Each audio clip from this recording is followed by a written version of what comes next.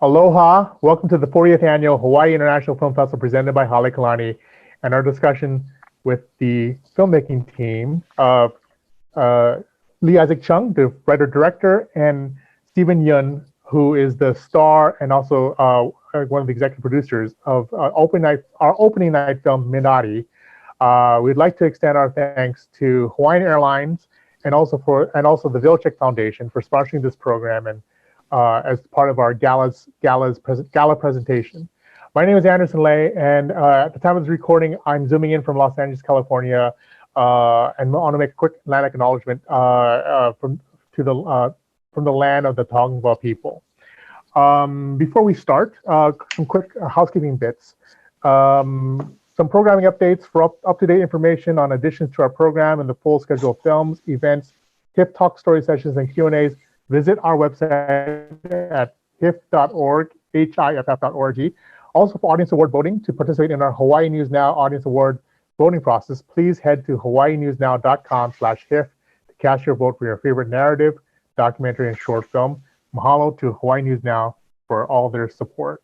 And before we start the Q&A, first of all, welcome, guys, for being part of this Q&A. We're very honored to have your film as our opening night presentation, not only for this film festival, but also for an anniversary of the 40th anniversary of HIFF.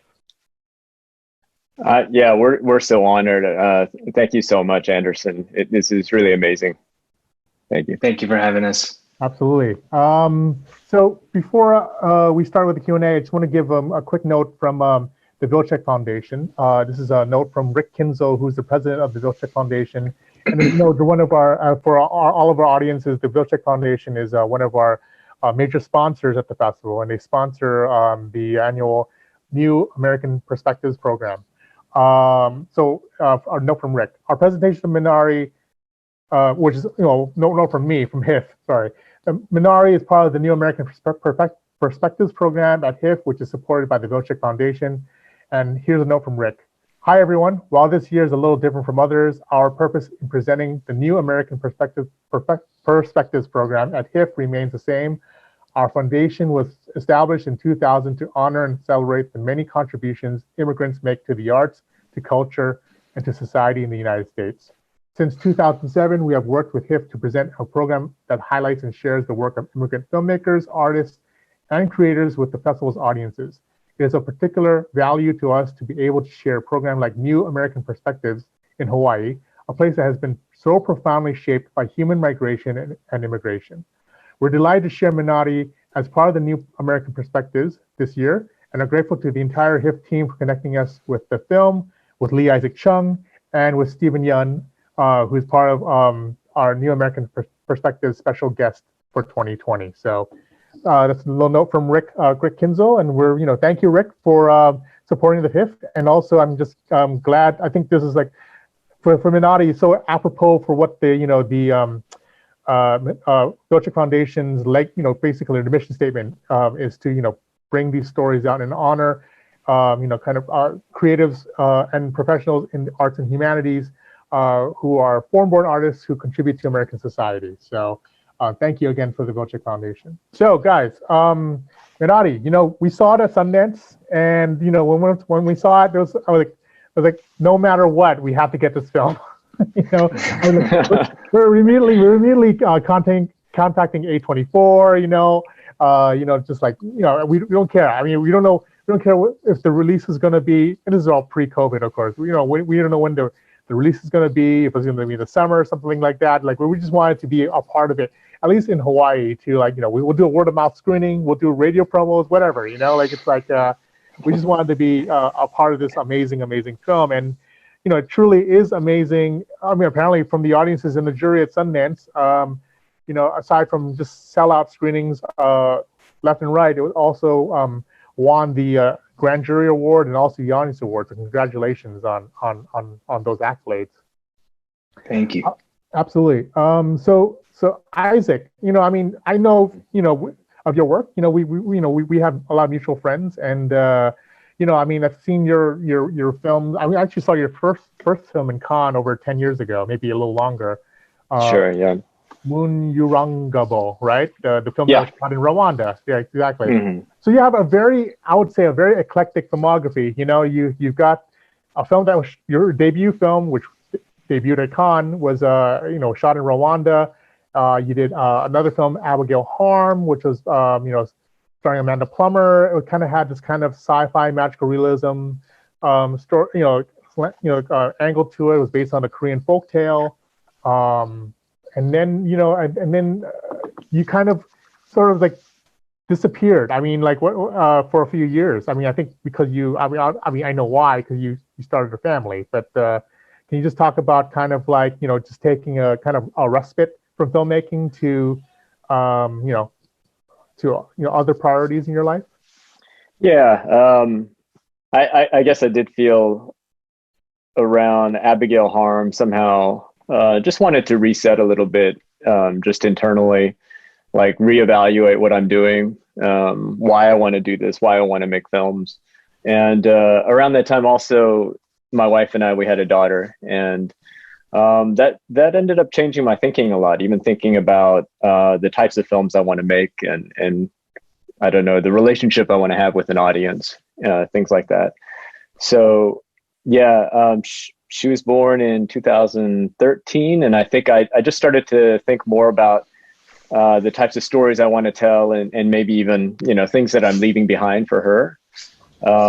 And around 2018 is when I really started to work on this script, and it really flowed out once I started to think about different memories that I have from childhood, particularly around the age that my daughter was at that time. That was around the age that I moved to Arkansas, or to this part of Arkansas, where my dad basically bought a trailer home in the middle of nowhere and said, "This is our new home." So I was just remembering back on that, and I started to list out all these memories I have of that time when we first got to that place. And it kind of started to take shape as a story, and led to this film. So I'd say it's maybe my most personal autobiographical film, probably. And in many ways, very like everything that I have, I really poured into it. Yeah, I mean, obviously, I think, was it because of having your daughter and raising her, taking that break from filmmaking? I mean, that was, you kind of reset your, I guess, like filmmaking goals, and that's what was the inspiration for Minari when you were. Is that where you're? Yeah, I mean, there was also another aspect where I knew I needed to really start providing for our family in a more stable way. And I kind of thought this might be the last chance I have to make a film. So might as well pour everything I'm thinking into it. Yeah. That was it. I thought, okay, everything that I've been mulling around, don't try to like think about, oh, this might be interesting for this story or this story, but just put it all out there, go for broke with it. And then move on. Like I thought maybe I would just end up teaching after this. Right. But yeah, I mean, I couldn't have imagined the way that this has resonated with people. It's been something else. Yeah. And so you like you said, you started the script probably in 2018. And then I heard that just from previous interviews that the I guess the development process, or getting it greenlit, or getting into the hands of producers, what have you, and then actually shooting was a pretty quick process. Yeah, it was. So we finished, or I finished the script in 2018. My agent, she wasn't my agent at the time. She read the script in fall, and then in 2019, maybe February or so, I think Steven came on board, and then we went into production that summer. So it's honestly a blur the way that all happened.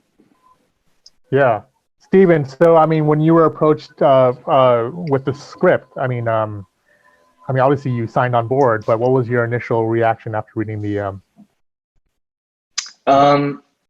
Well, for me, it's if I'm to be honest, I think for me, I had been naturally kind of wary of maybe cultural identity films for Asian Americans. Not because I don't want to talk about that or tell that, but mostly because I felt like the ones that were kind of there was something always explanatory about them. There was always something that felt like it was a teachable film as opposed to like a truthful film for itself. And when I read Isaac's script, it was just so honest and it was so deeply truthful. And he had skipped to the humanity of these people. And so for me, I was like, oh, this is amazing. The one hitch for me was it was terrifying because what he had written was something that I think maybe our generation dreams of making. And so I don't know, just reading a script and being like, oh, this is the one, like, this is the thing that we want to make, was simultaneously so wonderful and like also super terrifying. But here we are, we made it somehow. Yeah. So Isaac, you got Steven on board, and then you start assembling your cast. I mean, the family is just absolutely amazing. I mean, you have you cast Steven as Jacob, and then of course, I guess Steven, you signed on board as as a producer, but then for the cast, you're fleshing out the entire family. You have Yeri Han from Korea, who plays Steven's wife Monica, and she's been, I've seen her, and she's been in several films that we've shown at HIFF. So I think Sea Fog was one of them she was in. And of course, we'll get to the kids, but of course, Yoo Jung Yoon, who plays the grandmother, Harmony, right? She's a legendary Korean actress, and we've seen, I've seen her a lot of it in her collaborations with these auteurs like Im Sang-soo and also Hong Sang-soo, right? And she's got a very eclectic career. And how did you was it opening, or was it just an open casting call, or did you kind of already, if you were familiar with these actors already in Korea, and then you wanted to you in a way written these roles for them? What was the process? It was pretty focused, actually. I'm good friends with a German Korean producer named Ina Lee. Oh, yes. And yeah, she's produced for Wim Wenders. Right. She's pretty well known in Korea. Mm-hmm. And she read the script, and she just felt like I really need to meet Yoon Yo-jung and Han Ye-ri for these parts. Like she really had that in mind. And I was already familiar with Yoon Yo-jung's work, mm-hmm. and Ye-ri's I had to catch up to. Yeah. And I met with them both, and we talked about the story, and they would just kind of do little bits of the scenes, maybe this scene could go like this, and things like that. We were feeling each other out. But for me, I quickly knew that they were the right ones for it, that there could be no other way to make this film. And we had some issues where we didn't know if their visas would come through in time, and all these different things. So it was a real miracle that it happened. And Yeti was super helpful in the process of script refinement, because honestly, the role of Monica wasn't as fleshed out, I must say, as a writer. And she came in with lots of different thoughts and ideas that I just thought were incredible.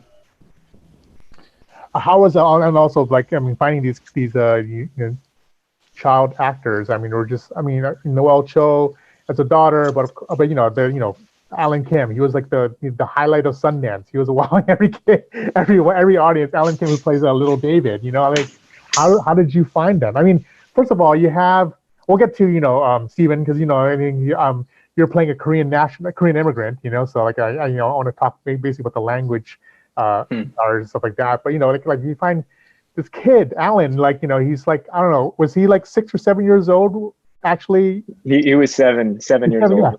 Yeah. Just a Korean American kid. He spoke enough Korean to get by. So how did you find these kids? So we work with a casting agent named Julia Kim to find the two kids, and she put out this wide net to try to find them. And Alan sent in a video audition from San Francisco. He had been in a Pottery Barn ad, and a few other print stuff, but he'd never acted. Wow. And his tape was, I gotta say, it was raw when I saw it. Yeah.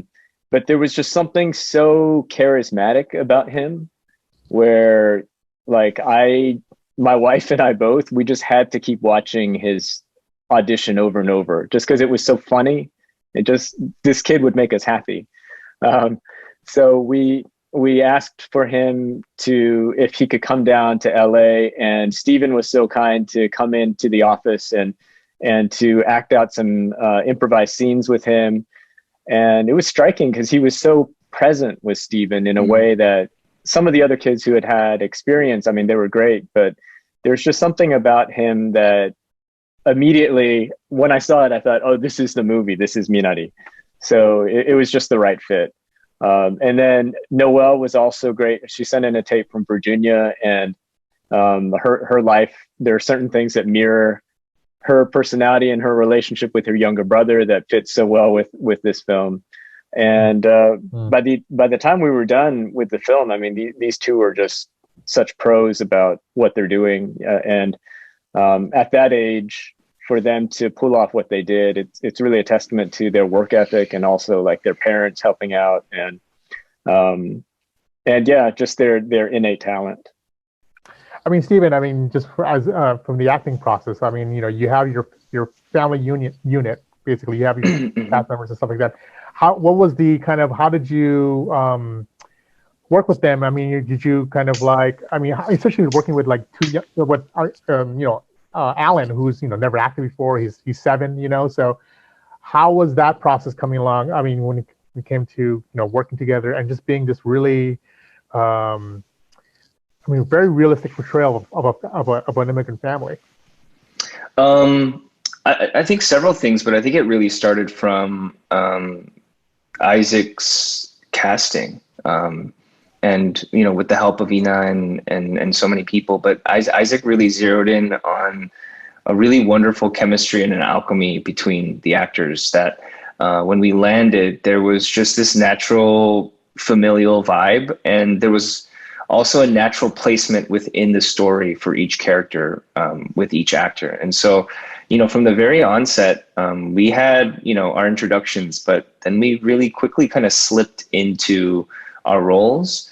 And we all pretty much try to uphold those things for each other on set. I remember, you know, I would actively probably try not to break character in front of the kids.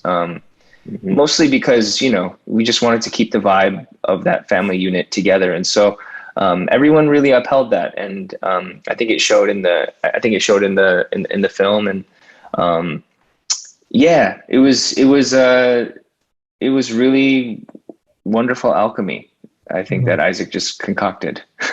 Yeah. I mean, yeah, but the more veteran actors really did create that atmosphere for the kids. I got to say, like, the kids were reacting so much to just this really perfect atmosphere that everyone was creating. It was great. You know, I mean, there's like, you know, when you're making a film like this, like, you know, this is a Korean American immigrant story, and then you're playing essentially an immigrant, Steven. So, like, you know, like, was the, you know, because I mean, you're American and stuff like that, and you know, there are differences, you know, being a Korean American versus a Korean, you know, like you know, like Korean from Korean national, so to speak. Yeah. Like, so, but like, so what was the, I mean, did you collaborate? I mean, did Yeti, okay, you know, a Korean man doesn't do this or something like that, you know, like, it's like, you know, can you just talk about that type of things, and how did you kind of really make that, because I'm not Korean, but I mean, I just felt that, you know, your portrayal was very, you know, very, in my eyes, somewhat accurate as myself as a child of immigrant parents myself. So thanks. Yeah. I think this is I mean, perhaps it's mostly a personal, for me, I can only speak from my perspective, but I was born in Korea, and then I immigrated when I was young, so 5. But I felt like I always was old enough to know that I was from there. So there was never this peaceful internal assimilation into America for me. Yeah. I think it was always kind of like a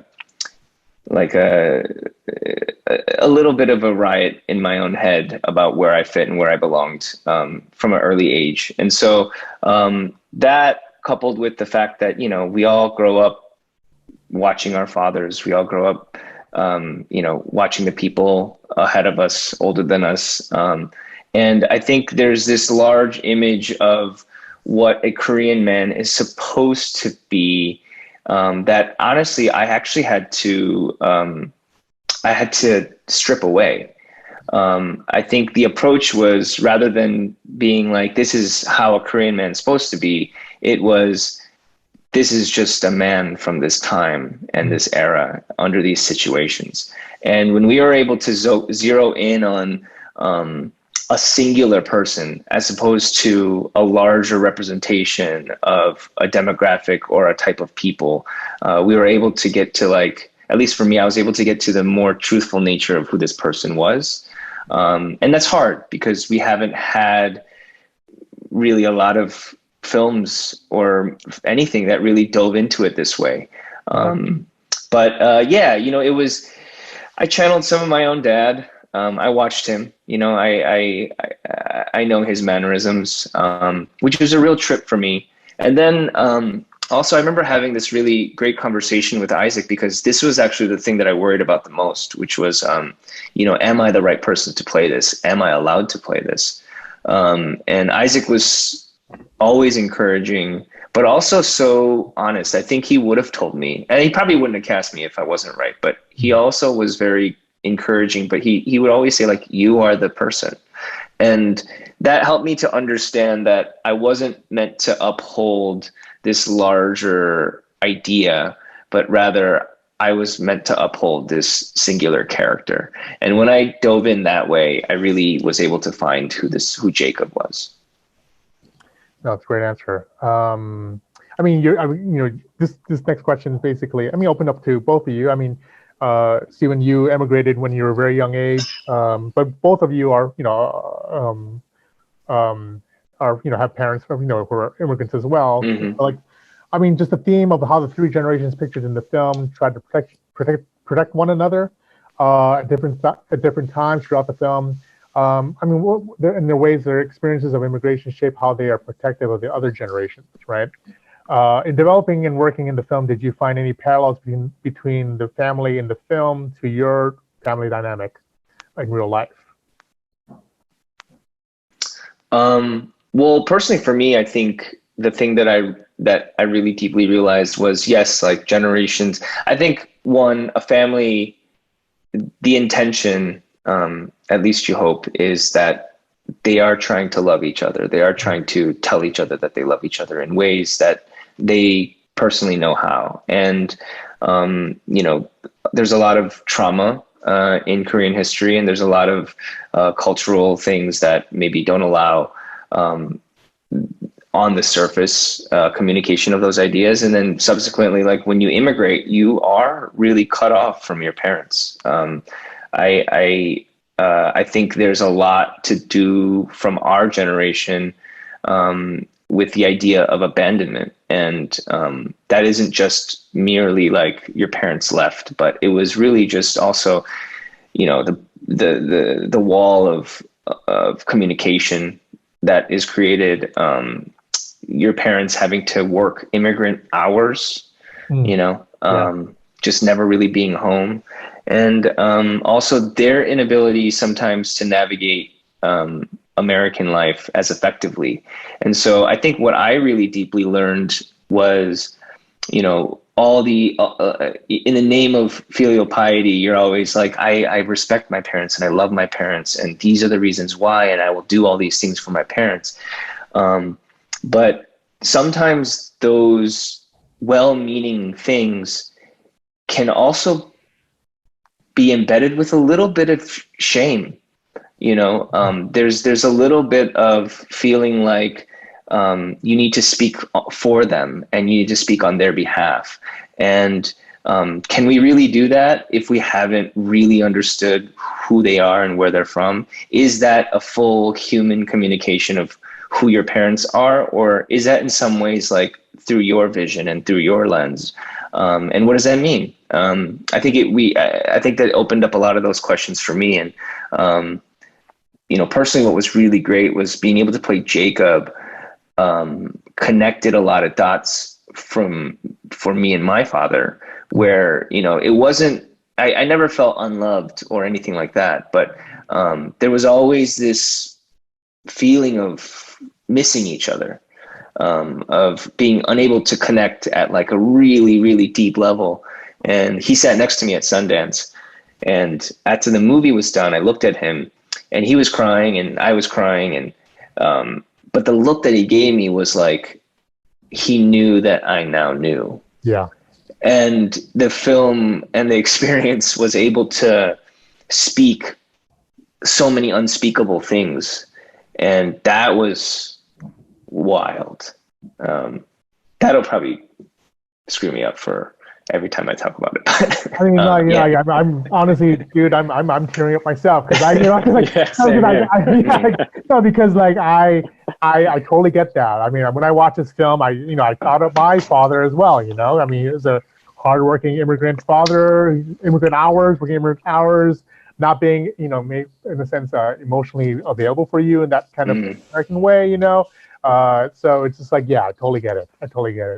I mean, Isaac, this is, like you said, this is kind of based on your life, I mean, your dad uprooted you guys your whole family to Arkansas, rural Arkansas, and you're in a mobile home. It's kind of like, it's not only to pursue the American dream, but it's almost like, I mean, it's no different from like the Mosquito Coast, like uprooting like, a family to, kind of like an exotic place, the unknown.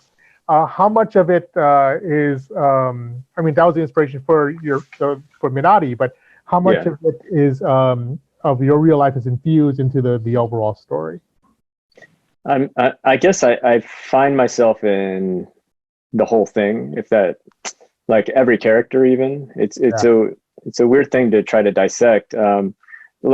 Plot wise and character wise, it originates from the relationship of my parents and me and my sister and my grandmother who came to live with us, and the farming that we as a family were trying to succeed at. But I think I always wanted to tell this story, but I don't think I was able to do it until I finally became a dad and had a kid who's around the same age, because I needed to be able to not just like categorize my parents are this generation of immigrants, my grandma comes from this, I had to be able to see how their lives reflect in my life now with my wife and my parents as grandparents now, my daughter as the child who's like watching everything unfold. So somehow being able to relate to my dad and mom and what they must have gone through was really important breakthrough for me to actually start to tell this story, so that like Stephen was saying, like we don't just categorize our parents, but we really see the humanity and we see ourselves in them as well. I mean, going back to, like, it all goes back to our fathers in a way, like it's like, did you, when you were writing the script, and you kind of also, I mean, obviously growing up, you had your own perspective, I mean, obviously, but like going full circle and having that empathy when you're writing the Jacob character, and then, him as a, like, an avatar for your father, because, again, this is kind of autobiographical. Did you kind of have more insights, just like how Stephen did when he had that connection with his dad after watching Minari at Sundance? Was that the process of, like, on paper and then, memories and stuff like that about your father? The weirdest thing is that you would expect that to happen a lot with the script, but for some reason, the most powerful moment for that for me was when I watched the first cut of this film on a big screen. And there's a scene where Stephen is kind of like praying in the grass, or he kind of has the weight of the world on him, and you have to see the tall grass that's in the foreground. And something about that was so moving to me, and I just didn't notice it as much on the smaller screen even. This is why I wish people could see it on a big screen. But when I just saw Steven in that position and doing that, I just kept thinking my dad really tried so hard. Like my dad really, it was tough, you know, that sort of feeling. So yeah, understanding that just by going through the entire process was quite cathartic for me. And we had a similar thing too. When I showed my dad for the first time, I kept telling him and warning him that I'm going to tell people this is not about us. This is a fiction film. And the funny thing is he watched it and he just said, you can tell people that this is about us. And we hugged for the first time, I think ever, like just a true hug where we just, we both, you know, lost it as well. And I don't know. Yeah, it's strangely cathartic, this whole process. And I think as Asian immigrant men, we might understand that with our relationships with our own dads, you know. Yeah, yeah. Especially, you know, I mean, I have love-hate relationships too, you know. So, no, I totally get that too. Okay, you know, I mean, I'm not going to go into more touchy-feely stuff because we'll all be bawling. But, yeah, we will. Yeah. I'm already Yeah, gone. yeah, exactly. So let's like you know, pivot to kind of like the kind of production process of it. I mean, did you really shoot it in Arkansas, or did you shoot it in another state, or? We shot. So I grew up about 5 minutes from Oklahoma, the border. So. And we shot in Oklahoma. That was, yeah, we wanted to shoot in Arkansas, but we just couldn't get it to happen there. But at least we were able to make a compromise and shoot it as close to the border as possible. So we were in Tulsa, which is still in the Ozarks. Yeah. Was it at the height of, was it at like the height of summer, like a hot summer, or was it, I mean, you know. It was hot. It was very hot. It was very, very hot. Yeah. Yeah. Okay. Hot and humid, lots of ticks. So hot. So yeah, I can imagine. So just I mean, you know, going back to the you know, talking about, you know, just not making, you know, just not categorize. This film is hard to categorize, you know, like when you talked about, you know, kind of like the culture identity kind of trope in Asian American films, right? You know, I think it's like, in a sense, that's like, you know, there's a sense of like trying to be didactic, trying to throw everything in the kitchen sink about identity or what have you. You know, I think those are a lot of the traps that, you know, a lot of Asian American filmmakers fall into when they're trying to make their identity film in a sense. Also, this film is also, you know, I mean, you know, very much about faith. And then, you know, there is, you know, and then there's also kind of like, I would say, you know, quote unquote, ghetto when it comes to, you know, faith-based films. You know, they're like very niche. They're only for a particular, you know, audience. But of course, you know, this film is like, you know, I mean, I you know, it's very deep. There's deep faith in it. And I'm you know, I'm not a religious person, but like, it's like, you know, I just felt, you know, very deeply affected by it. Maybe because you're, you know, looking at, again, maybe Stephen, you brought it up, the humanity of it all, the humanity of the story, the humanity of the characters.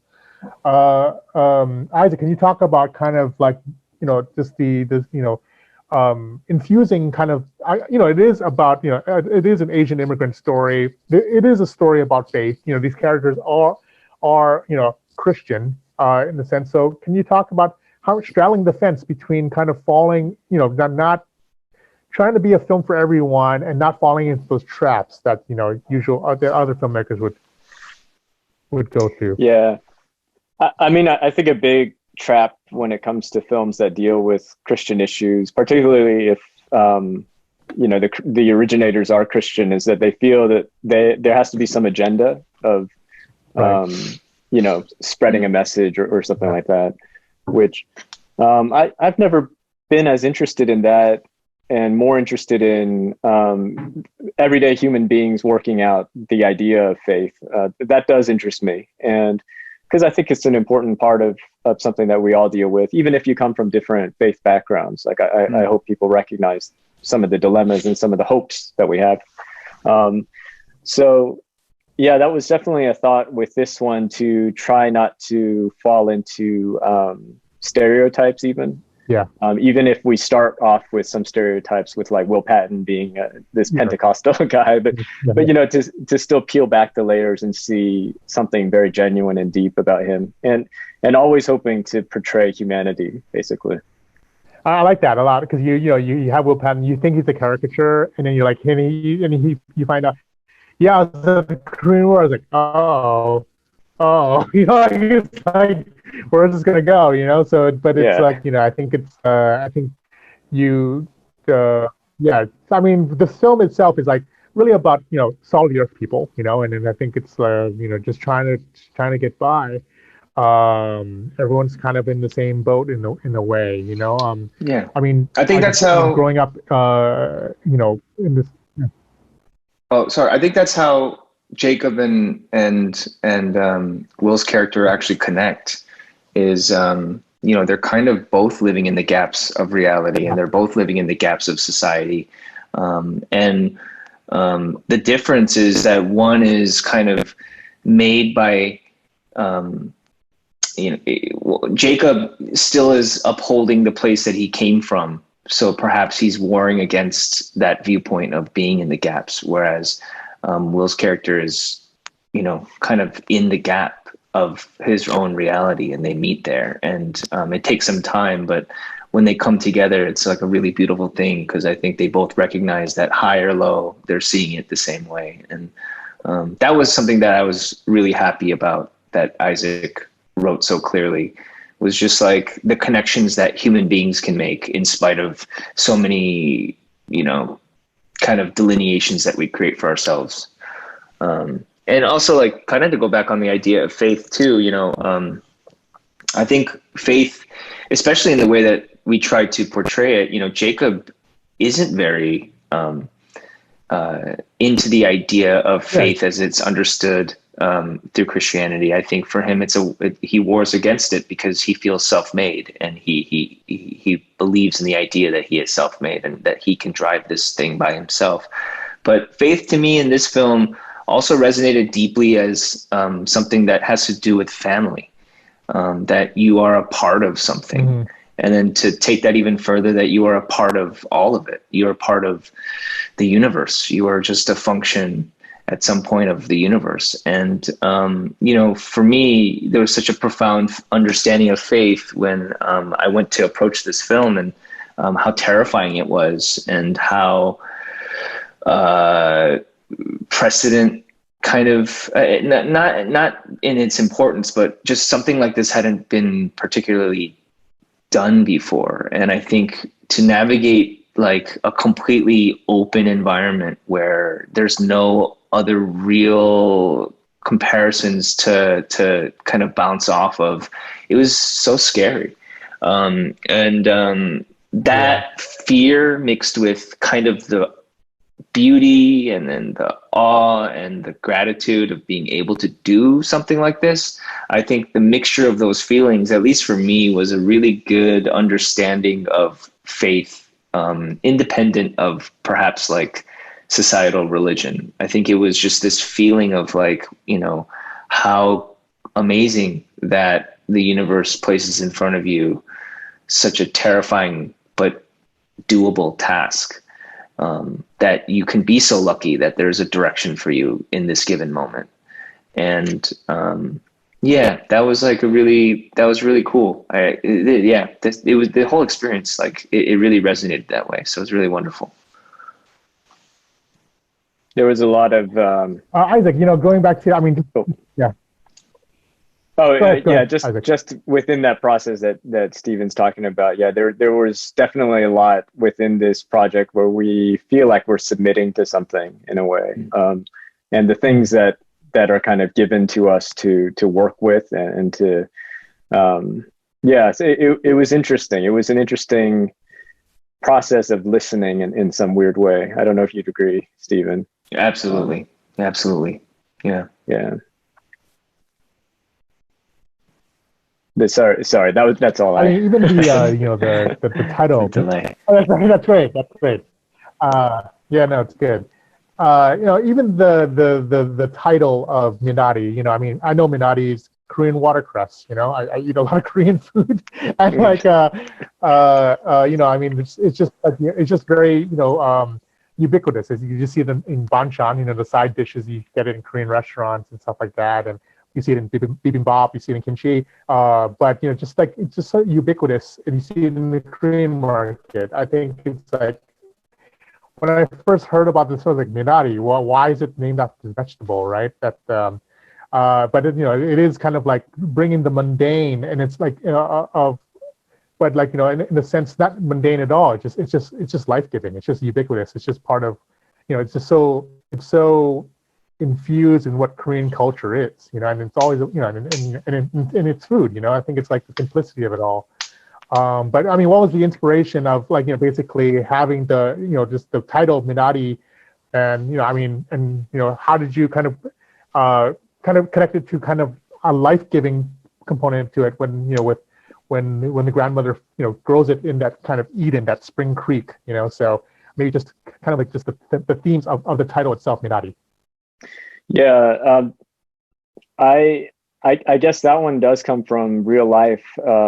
My grandmother came from Korea. When she came, she brought Minari seeds, and she planted Minari on our farm, and it wasn't to sell. It wasn't for anything like that, but it was just for our family. Right. And we remarked years later, after she had even passed on, and my dad was thinking of selling the farm, that the only thing that really ever grew on the farm well was the Minari that my grandmother brought.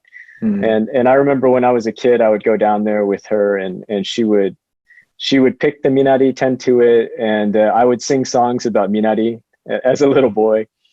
So that actually made its way into the film. But it's just a remembrance of her, and when I think about her, I think about the idea of love, and somehow I feel like that can be encapsulated in something very mundane.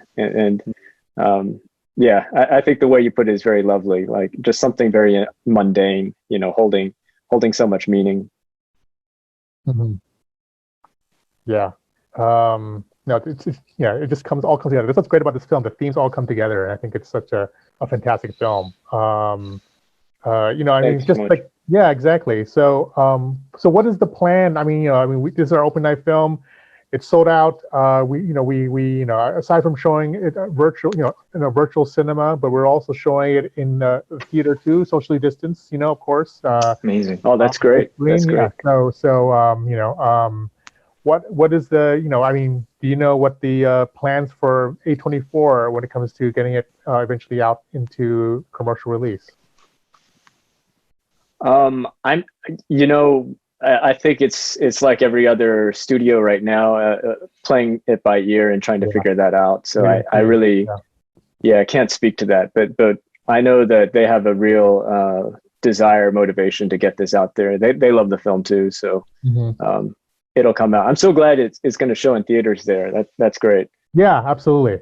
So I'm it's not going to, of course, we're adhering to cinema safe. Yeah, of course, that's great. Protocols, but we also have this option of having it virtual. So if you want to, either way, it's going to be safe and stuff like that. So and definitely we all have. Minari has to be seen on the big screen. That it's just such a not only again a film that you think is simple on paper. No, it's very immersive. So it's a testament to your filmmaking. Thank you. So thank you. And that scene with Steven is important to see on the big screen too. I want to say. Yes, exactly. Thanks, Isaac. So Steven, you have like this, a very interesting eclectic career. You kind of you started. Everyone knows you from The Walking Dead, right? You kind of straddled. You basically are from that Comic-Con kind of fandom world. But then you kind of pivot to working with dynamic directors like Boots Riley, and then you work with auteurs like Bong Joon-ho and like Lee Chang-dong, and then like, so how is it now? How do you compare it with working with Isaac? It's kind of all, and I'm not just saying this because he's here, but truly it kind of all feels naturally the same. I think Isaac is such an incredible filmmaker. I think, perhaps, people weren't understanding his language prior, but this has kind of, I think, opened up the door for people to access what he was already making. And it's really cool that, you know, we got to make this one. I feel very blessed that, I think we talk about it often, but it really feels so wonderful how all this came together. And we have kind of mutual connections to Lee Chang-dong. And so that's trippy. There's so many trippy things. We'll tell you some other time when over a beer or something, but it's wild.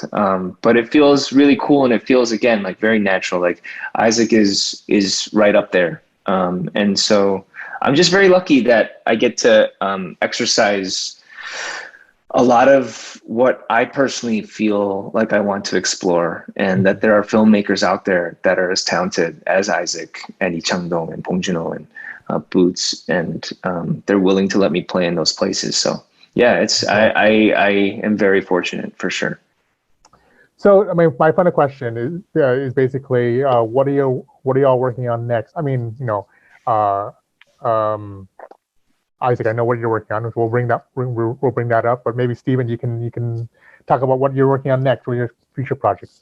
Honestly, I don't know if I have anything coming up next. Just kind of seeing what's out there. Maybe zeroing in on certain projects, but also this pandemic has been really wonderful in the sense that I get to look inward. Horrible on the outside, but wonderful in that I get to look inward and really just kind of take time to understand, again, like, why are we doing this, and what is this, and what are we trying to say, and how might we move past this. And so, yeah, I don't know. I'll be honest, I don't know. Right. I mean, definitely a time for reflection, reckoning, recalibration, you know, so. Yeah. Yeah, absolutely. But Isaac, you know, I mean, you was announced a few weeks ago in the trades, you know, that you are working on an adaptation of a very big, one of the biggest Japanese anime features of all time. So can you talk about that? Yeah. Yeah. So I've signed on to do an adaptation of Your Name. Makoto Shinkai's wonderful animation, and I'm working on the script now, and hopefully we might go into production if this virus, you can, I don't know, if it doesn't get too serious in the summer. We'll just see what the status is, basically. Right. I mean, it's great. Yeah, Your Name, actually, we closed the festival with Your Name a couple years ago. And it was like, you know, might as well have been Star Wars, you know. It was just like 2,000. We had 2,000 people in line to watch that film. I mean, it's just crazy. It's just crazy, and it's such a testament to Makoto Shinkai. And so I think you're the perfect director to make a live action adaptation for that. Oh, thank you so much. I really want to do it justice, because I know it's quite an undertaking to try to create a live action from something that is so good in its current form. But yeah, there are certain things that I thought it'd be interesting to draw out from it in the Toho, they're interested in creating something that's more set in the US. And I thought, in doing that, you know, how does that change the story, and in what ways do certain parts of the story still adhere and sing even in a beautiful way. So yeah, I'm working on all that now. It's kind of hard to talk about because I don't, still trying to figure it all out. Sure. Yeah, but really appreciate the encouragement. Absolutely. You know, well, good luck, you guys, to, you know, the release of Minari. You know, I know A24 is fully behind the film, you know, mounting the awards campaign for it and whatnot. Kudos to you, Isaac, for making a truly amazing film, and also wish you great success on your next project. Thank you so much.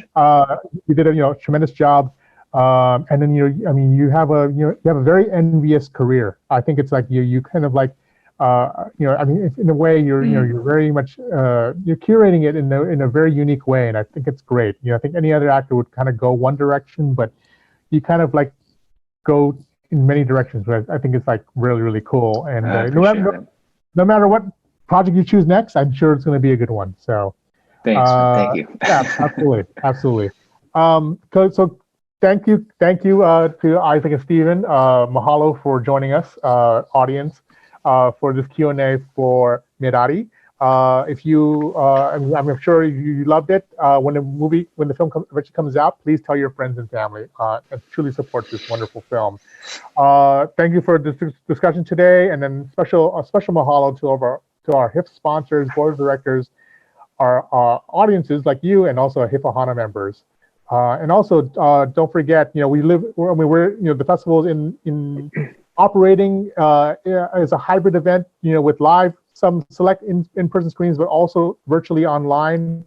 So please consider donating to our HIFF40 for 40 fundraising campaign. Every dollar counts towards keeping HIFF presenting great content and great cinema like this in the future. Learn more and donate at hiff.org/40-4 FOR-40. Okay, thank you very much, and we'll see you at the movies. All right, thank you.